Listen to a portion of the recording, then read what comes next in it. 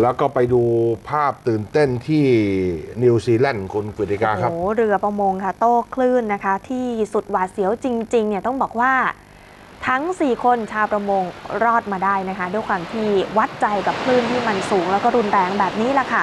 ภาพตื่นเต้นที่ว่านี้เป็นภาพเรือประมงลำหนึ่งนะคะมีชาวประมงอยู่4คนพยายามที่จะฝ่าคลื่นข้ามฝั่งบริเวณใกล้ปากแม่น้ำเกรย์ในเมืองโอ๊คแลนด์นะคะท่ามกลางสภาพท้องน้ำที่คุณผู้ชมเห็นก็คือไหลเชี่ยวรุนแรงคลื่นสูงเหมือนกับอยู่ในมหาสมุทร โอ้โหหนังยังถ่ายไม่ได้อย่างนี้เลยเนี่ยถูกต้องแต่ในที่สุดเชื่อหรือเปล่าคะว่าทั้ง4คนเนี่ยรอดกลับบ้านแบบปลอดภัยเรือก็ไม่ได้อับปางด้วยตรงจุดที่เกิดเหตุตรงนี้เนี่ยเมื่อ2 ปีที่แล้วเคยมีชาวประมง2 คนนะคะพยายามที่จะผ่านร่องน้ำตรงนี้ไปให้ได้